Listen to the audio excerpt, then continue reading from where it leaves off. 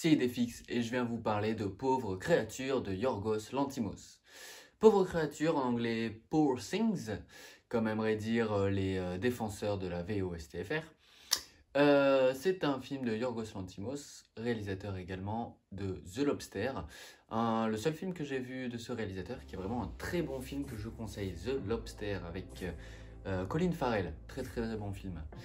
Film vraiment plus profond que Pauvres créatures dont on va parler. Pauvres créatures, c'est l'histoire de Bella Baxter qui est une femme enfant car à l'intérieur de son corps, elle a le cerveau et le cœur du bébé qu'elle avait dans le ventre lorsqu'elle est morte, lorsqu'elle est décédée. C'est donc un monstre de Frankenstein, moderne au niveau de la sortie du film, mais dans un monde qui est assez irréel. Un monde qui n'est pas moderne, qui est plutôt ancien, mais on ne sait pas vraiment dans quelle époque, peut-être les années 60 sans certitude, peut-être les années 40, j'en sais fichtre rien. C'est donc un film dont je ne vais pas pouvoir dire beaucoup de bien, malheureusement. J'aime les films originaux, mais là, ça dépasse un petit peu ce que j'aime dans l'originalité pour aller vraiment dans l'excentrique et le too much. C'est dommage, donc Pauvres créatures, c'est un film tout d'abord qui est dans un environnement un peu steampunk, avec des décors parfois très beaux. Je vais d'ailleurs vous parler des nominations du film. Il a eu Golden Globes, Oscar, il y a meilleur maquillage, meilleure coiffure, meilleur costume, meilleur décor et direction artistique. Meilleure actrice, meilleur film musical, meilleure actrice dans un film musical. Donc, comme on peut le voir, mine de rien, avec ces prix, il n'y a rien concernant le scénario. Et c'est peut-être là où ça en dit beaucoup, je pense. Effectivement, déjà pour les points forts, concernant les décors, c'est vachement beau. Il y a vraiment des très beaux décors, des très beaux maquillages, des très belles tenues. Là-dessus, je ne vais pas dire le contraire. Il y a quelques décors un petit peu trop fake, un petit peu trop carton, studio, etc. Il y a vraiment des belles images. Quelque chose qui m'a beaucoup plu dans le film, c'est les cieux. Les cieux. Oui, les cieux. Et non, pas les cieux de voiture. Les cieux, en deux mots. Il y a vraiment des très beaux effets là-dessus. Mais bon, malheureusement, beaucoup de CGI, beaucoup d'effets 3D. Mais au niveau des cieux, moi, ça m'a beaucoup plu sur certains plans. Décors aussi, ça m'a vachement plu sur certains décors. Les décors à Paris notamment, c'était vachement bien. En Grèce, je trouvais que ça faisait très faux d'extérieur. Les bâtiments grecs, par contre, les intérieurs étaient super. Et la fin, il y a un petit twist à la fin. Ils sont dans un nouveau château, c'est très beau aussi. Et dans le château du père, God, qui est en fait son créateur plus ou moins, parce que c'est lui qui a changé les cerveaux de place entre le bébé et la femme. Il y a aussi un très bel environnement. Par contre, sur tout cet environnement, il y a un peu de too much, comme je disais. Il y a un terme plutôt américain, je pense, qui est le less is more. Le moins et plus. C'est-à-dire que il faut parfois savoir en faire peu, être assez soft, pour rendre plus. C'est quelque chose qui marche beaucoup dans le catch, par exemple. Je reviens sur du catch alors que je parle de cinéma. Oui, désolé, mais pour le coup, c'est vraiment quelque chose d'assez flagrant pour le catch. Mais ça peut être vu dans plein d'autres choses. On en fait moins, mais on le fait bien. On en fait moins, mais on le fait mieux. On en fait moins, et le message passe mieux aussi. Alors des fois, ils en font assez peu dans Pauvres créatures. Au niveau du message notamment. Au niveau du message, c'est vraiment enfoncer des portes ouvertes de manière très frontale.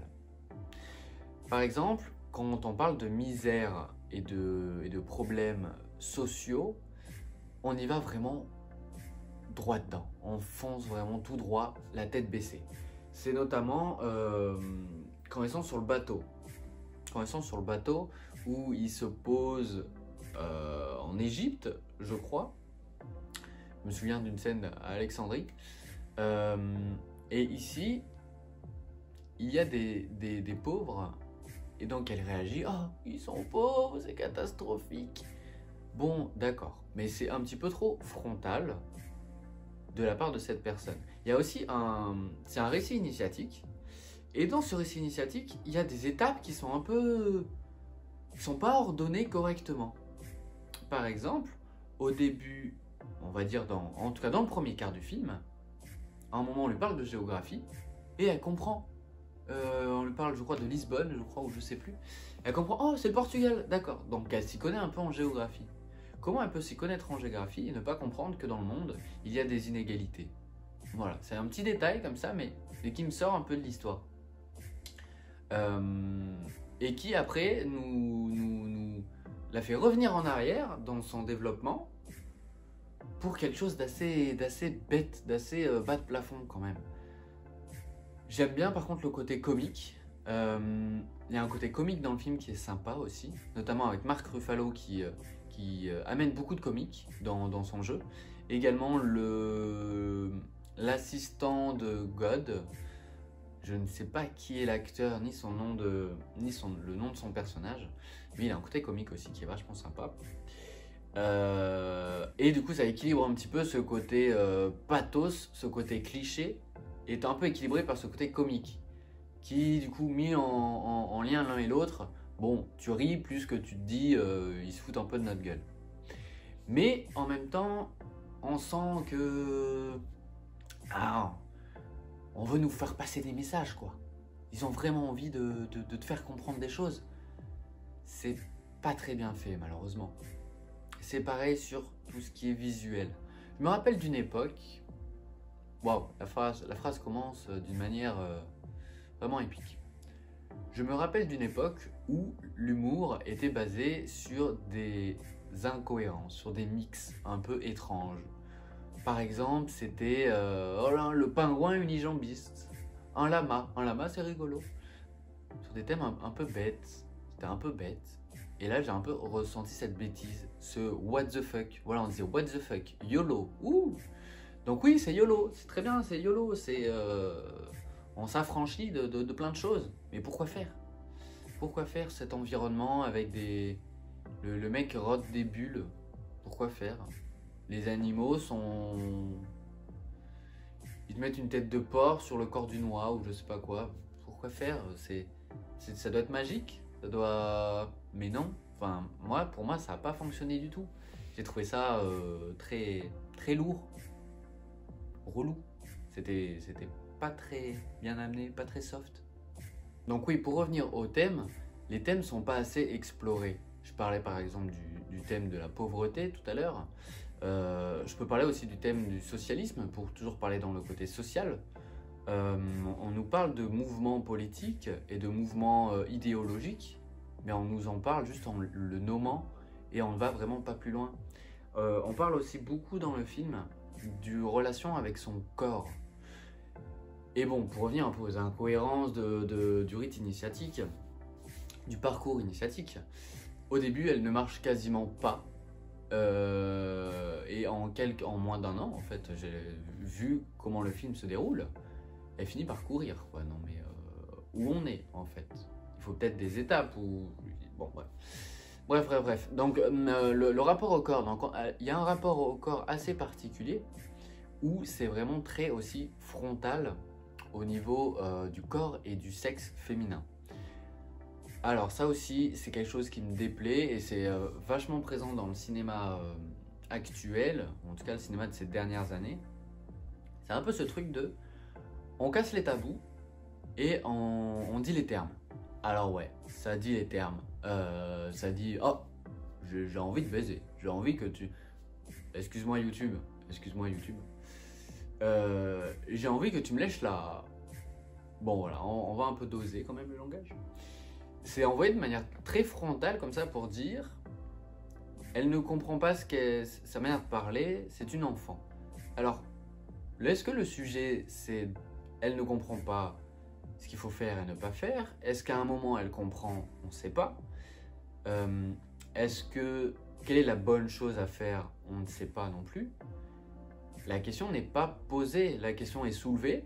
On peut soulever des questions comme ça, et ne rien résoudre, et ne rien donner comme direction. Mais à quoi ça sert? Ça sert absolument à rien, selon moi. Après, on se fait son idée, et si tout ce que nous montre le film, on est satisfait, bon, on est satisfait, très bien. Mais c'est de la complaisance, il n'y a pas de remise en question. Donc pas très intéressant. On a beaucoup d'émancipation de la femme, une grande question là-dessus. C'est pareil, l'émancipation de la femme, bon d'accord, pour s'émanciper, elle se prostitue. Est-ce que c'est ça vraiment la bonne image qu'il faut donner à la femme et au corps féminin? C'est comme ça qu'elle devient indépendante financièrement. C'est comme ça qu'elle devient indépendante des autres hommes, en se prostituant. Est-ce que c'est comme ça aussi qu'elle va arriver à se développer sentimentalement, sexuellement, sa relation avec les hommes, est-ce qu'elle va être saine? Voilà, plein de questions comme ça, on n'y répond absolument pas. On n'y répond absolument pas. Ou alors on y répond en disant super, la prostitution, ça l'a sauvé. J'ai des doutes. Excusez-moi, mais j'ai des doutes. Et pourtant, dans le film, s'il y a vraiment un moment où je me suis pas ennuyé, c'est toute la période à Paris, la période où elle se prostitue, dans un genre de bordel. C'est un moment dans le film que j'ai trouvé assez agréable, assez divertissant. Mais voilà, c'est divertissant. Ce n'est pas intelligent, c'est divertissant. Ce film est un divertissement dont on veut faire passer un message intelligent, mais il n'y est pas. Selon moi, il n'y a pas de message intelligent, il n'y a que du divertissement.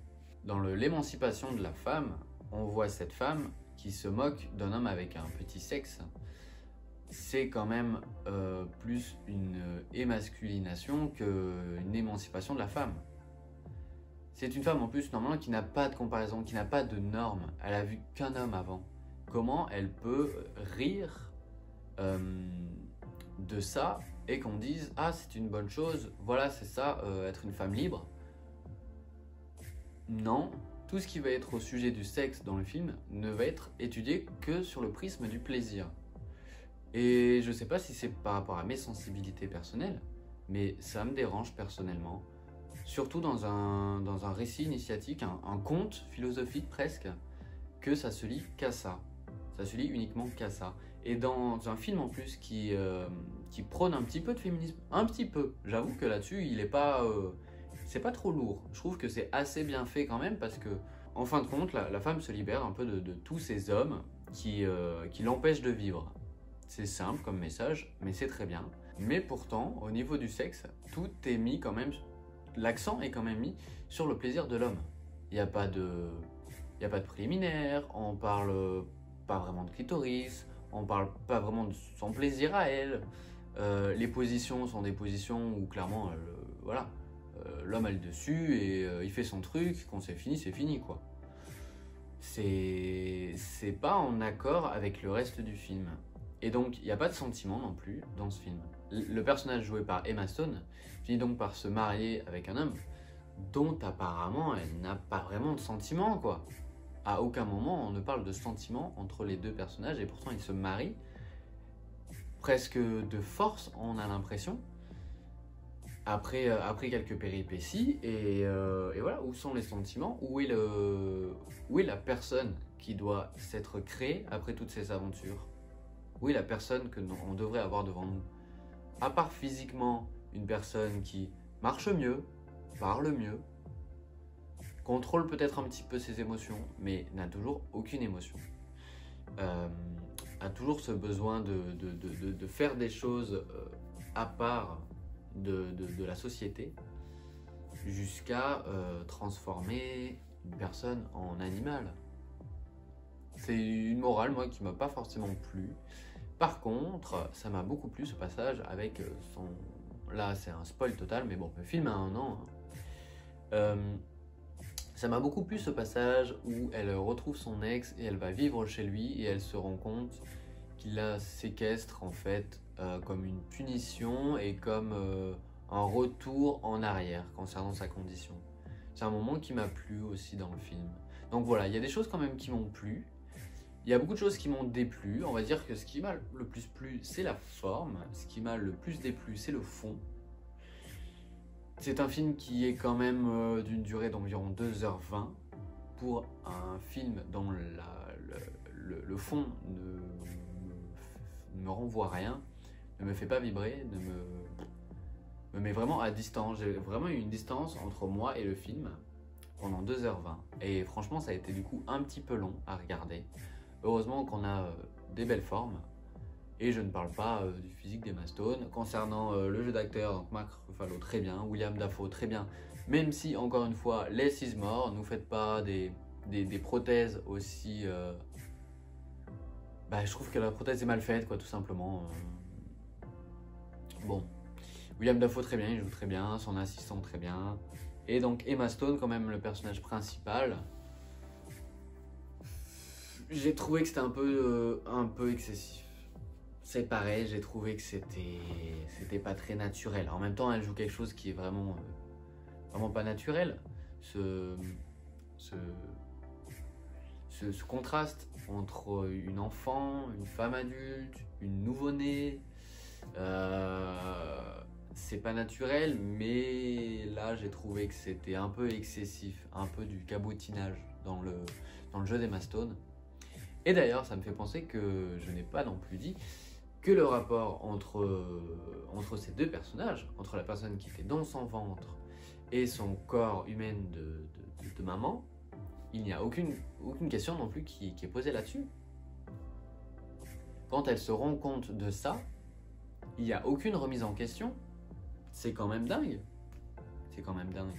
Alors en fait, ce qui va être problématique dans ce film, c'est quand même que toutes ces choses où on va pouvoir dire c'est pas cohérent, ça ne fonctionne pas, ça peut être balayé d'un revers de main, simplement parce que ta gueule c'est magique. Ta gueule c'est un autre univers, c'est un autre monde, c'est un rêve, c'est idyllique, c'est une utopie peut-être, ouais, bon, dans ce cas on peut faire tout et n'importe quoi, n'importe quel message, sans fond, sans forme, on peut tout faire à partir du moment où on dit c'est magique. Et donc, te pose pas de questions, juste écoute, comprends ce que tu as envie de comprendre. Donc, comprends ce que je te dis, mais ne cherche pas à réfléchir, c'est magique. Bon, voilà. Dans ce cas-là, j'ai envie de dire, on va faire comme ça. En tout cas, moi, j'ai du mal. Donc, je crois avoir un petit peu tout dit sur ce film. J'ai mis mes lunettes parce que j'ai les yeux un peu fatigués. Donc c'est un peu pour les cacher et puis ça me protège un petit peu de la lumière. Donc c'était plus agréable pour moi, pas grand chose à vous dire de plus. Je suis content de revenir, cette vidéo était très agréable à faire. J'avais un petit peu de peine à me lancer parce que j'avais envie d'avoir un film intéressant et malheureusement je l'ai trouvé intéressant et tout autant inintéressant. Donc c'était un peu compliqué. Encore un film dont je parle un an après sa sortie. Voilà. Le prochain, je parlerai sûrement d'un film qui est sorti il y a 20 ans. Hein, on aime bien faire ça. Et voilà. En tout cas, suivez cette chaîne. Suivez cette chaîne. J'ai vraiment envie de faire des vidéos. Il faut... Là, j'ai acheté un trépied avec de la lumière. D'ailleurs, j'ai vu qu'il y avait un reflet de la lumière. Donc bon, tant pis. Mais en tout cas, vous pouvez voir que j'ai du matériel qui est pour moi du coup plus agréable de lancer un tournage. Et ça me motive, ça me permet d'avoir une meilleure qualité visuelle. Donc on continue, on essaie de mettre un peu plus de rythme. J'ai 2-3 vidéos là en stock, donc ça peut sortir rapidement. Et voilà. Et je vous souhaite joyeux Noël si jamais je vous le dis pas avant les fêtes de fin d'année. Allez. C'était Idéfix, abonnez-vous. Abonne-toi, laisse un commentaire, laisse un j'aime et à la prochaine. Allez, salut!